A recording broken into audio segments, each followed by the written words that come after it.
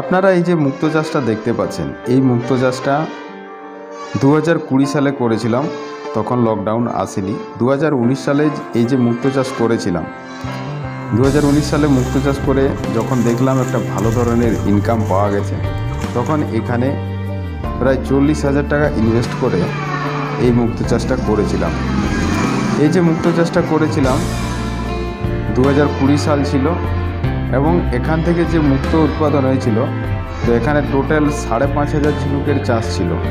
5,500 ঝিনুক চাষের মধ্যে আপনাদেরকে জানাই 1200 থেকে 1300 ঝিনুক এখানে মারা গেছিল। তো এখান থেকে মোটামুটি আপনাদেরকে জানাই যে 4,250 মতো ঝিনুক এখান থেকে পাওয়া গেছিল। তো প্রায় 8,000-এর মতো মুক্ত হয়েছিল।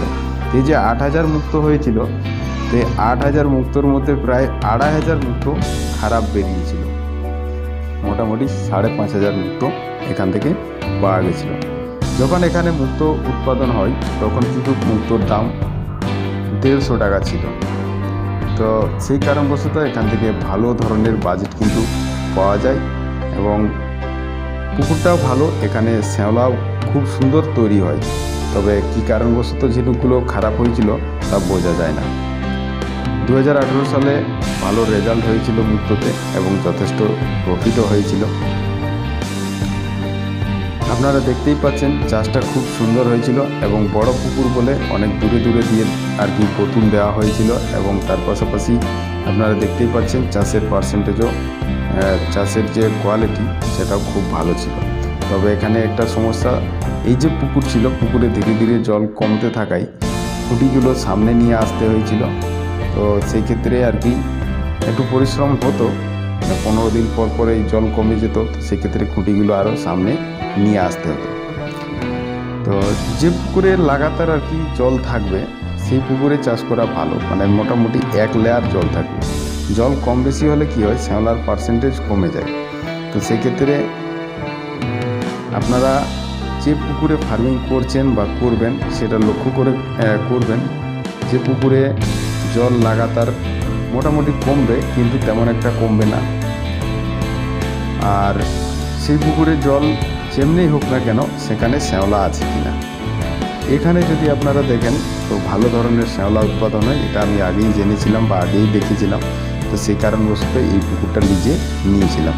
আপনারা দেখতেই পাচ্ছেন পুকুরে শ্যাওলার পার্সেন্টেজ খুব ভালো রয়েছে, এবং এই যে শ্যাওলাটা রয়েছে, শ্যাওলাটা কোনো খারাপ শ্যাওলা নয়। এটা যে কোনো মাছ বা জলের যে সকল জীবজন্তু তারা সবাই কিন্তু খেয়ে থাকে, ওই ধরনের শ্যাওলা। তো সেক্ষেত্রে এই যে শ্যাওলাটা রয়েছে, এই শ্যাওলার মধ্যে যে সকল ছোটো ছোটো পোকামাকড় থাকে, সেগুলো কিন্তু ঝিনুক খেয়ে থাকে।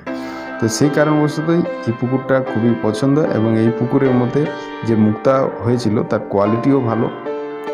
এবং এখানে এই যে পুকুর রয়েছে, এই পুকুরের মধ্যে মুক্তো চাষ করে যে আপডেট পাওয়া গেছে, যে এই ধরনের খোলা জায়গায়, মানে আপনাদেরকে জানাই যে মাঠে যে পুকুর হয়ে থাকে, সেই পুকুরের মধ্যে যদি কেউ মুক্তো চাষ করে, এখানে আপনি নিউক্লিয়াস তো দেবেন সাদা, আর ঝিনুকের খোলাও হবে সাদা, কিন্তু আপনার মুক্তো হবে 3 কোয়ালিটির। এক সাদা মুক্তো হবে, এক সোনালী মুক্তো হবে, আর এক গোলাপি মুক্তো হবে। বাজারে যদি লক্ষ্য করে দেখেন, মুক্তো 3টি দামে বিক্রি হয়, 3 রকমের। সবথেকে বেশি দামে গোলাপি মুক্তো বিক্রি হয়, তারপরে যে দাম রয়েছে সোনালী মুক্তো, আর তার থেকে সর্বনিম্ন যেটা রয়েছে সেটা হচ্ছে সাদা নর্মাল সাধারণ যে সাদা মুক্তো। সর্বোচ্চ যদি এখন 2024-এর আপডেট আপনাদেরকে জানাই, 2024-এ গোলাপি মুক্তোর দাম রয়েছে 500 থেকে 600 টাকা প্রতি পিস। সোনালী মুক্তোর দাম রয়েছে 300 থেকে 400 টাকা প্রতি পিস। আর এই সাদা মুক্তোর দাম রয়েছে 100 টাকা থেকে শুরু করে 130 টাকা সর্বোচ্চ। যদি মুক্তোর কোয়ালিটি খারাপ হয়, তবে 70 টাকা থেকে 90 টাকা পর্যন্ত সর্বোচ্চ বিক্রি হয়। এটা মুক্তোর ডিজাইনের কোয়ালিটির উপর নির্ভর করছে। কোয়ালিটি বলতে মুক্তোটা ভালো না খারাপ, আর মুক্তোর শাইনিং আছে কিনা। তো এই জিনিসগুলো লক্ষ্য করে মুক্তোর মার্কেটিং হয়ে থাকে। পুকুরে যে কেউ মুক্তো চাষ করতে পারে, পুকুরে মুক্তো চাষ করলে খরচ খুবই কম হয়ে থাকে। এবং পুকুরে যে মুক্ত হয়ে থাকে সেই মুক্ত থেকে যথেষ্ট ইনকাম হয়ে থাকে। আপনারা দেখতেই পাচ্ছেন এই যে পুকুরটা রয়েছে এটা সাধারণ পুকুর রয়েছে। এই পুকুরের মধ্যে গ্রামের মানুষ হাঁসও চাষ করে। আপনারা দেখতেই পাচ্ছেন যে ওই পাশে হাঁস দাঁড়িয়ে আছে। তো সাধারণ যে পুকুরে হাঁসের চাষ করা হয় বা মাছের চাষ করা হয়, তো সেই পুকুরের মধ্যে যে কেউ করতে পারে এবং মুক্ত চাষের প্রশিক্ষণ নিয়ে এই চাষ শুরু করতে পারে। একটা ঝিনুক চাষ করতে আপনার খরচ কী পড়ছে সেটা আপনারা বুঝে নেন। একটা ঝিনুকে নিউক্লিয়াস লাগছে 2টো আর ঝিনুক, সেক্ষেত্রে আপনার 15 টাকা খরচ বসছে।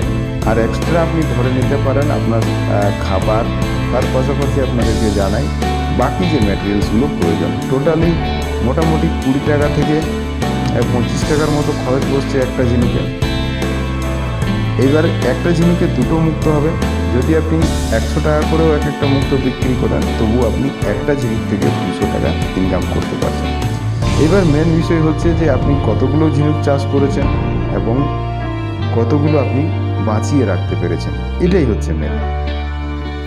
যদি আপনি 1000 ঝিনুকের চাষ করেন, এবার মেন বিষয় হচ্ছে যে আপনি 1000 মুক্ত চাষ করেছেন, তো 1000 যে মুক্ত রয়েছে এই মুক্ত থেকে আপনার ধরে নাও 150 থেকে 200 পিসেই যদি মারা যায়, আপনি একজন যদি প্রথম মুক্ত চাষি হন তবে কিন্তু 150 থেকে 200 পিস মারা যাবে, এটা নিশ্চিত। তবুও যদি আপনার 800 পিস ঝিনুক থাকে তো সেখান থেকে 1600 মুক্ত হবে। 1600 মুক্ত আপনি ধরে নিতে পারেন প্রায় 400 মুক্ত আপনার রিজেক্ট বেরোবে। তো এই যে রিজেক্ট মুক্ত বেরোবে, তো আপনি বুঝতেই পারছেন যে 1200 মুক্ত আপনার ফ্রেশ বেরোবে।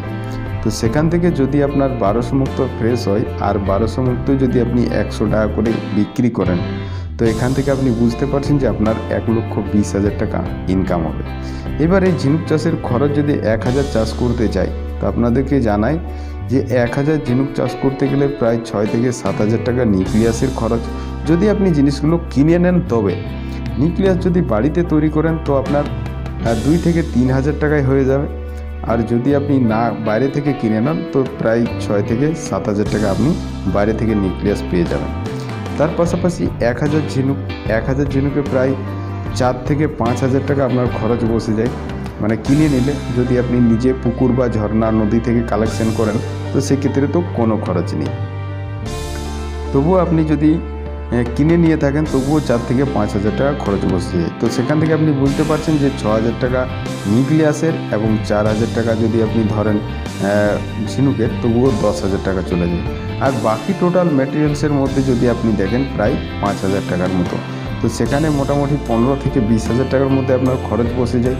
আপনি 1 বছরে পুরো সম্পূর্ণ 1 লক্ষ টাকা ইনকাম করতে পারছেন। আপনারা টোটালি বিষয়টা আশা করি বুঝতে পারছেন। যদি না বুঝতে পারেন কমেন্ট করে জানাবেন, আপনাদেরকে ডিটেলসে আরও ভিডিও করে জানিয়ে দেওয়া হবে। তো যাই হোক, আপনারা আশা করি যে বুঝতে পারছেন বিষয়টা। যদি না বুঝতে পারেন অবশ্যই কমেন্ট করে জানাতে পারেন। পুকুরে যদি আপনারা চাষ করেন, পুকুরে যে খাবার আপনার লাগবে 1000 ঝিনুকে, তার 4 ভাগের 1 ভাগ খাবার কিন্তু পুকুরে লাগবে। যদি আপনারা প্লাস্টিকের চৌবাচ্চায় করেন তো সেক্ষেত্রে কিন্তু আপনাকে সম্পূর্ণ খাবার লাগবে। যদি আপনারা সিমেন্টের ট্যাঙ্কে চাষ করেন তো সেক্ষেত্রে কিন্তু যা খাবার লাগে তার 3 ভাগ খাবার আপনাকে সিমেন্টের ট্যাঙ্কে লাগবে। এবার অনেক ব্যক্তি আছে যারা বিভিন্ন আকারে বলে থাকে যে প্লাস্টিকের বালতিতে হবে না, প্লাস্টিকের ড্রামে হবে না। চাষ যে কোনো জলাশয়ে যে কোনো জায়গাতে আপনারা করতে পারেন। কোন কোন জায়গাগুলোতে করতে পারেন? যে জায়গাগুলোতে প্রায় 30 লিটারের বেশি জল দাঁড়িয়ে থাকবে সেই জায়গাতে আপনি মুক্ত চাষ করতে পারবেন। তবে জায়গার হিসেবে আপনার চাষ হবে, মানে জলের পরিমাণের হিসেবে আপনার চাষ হবে।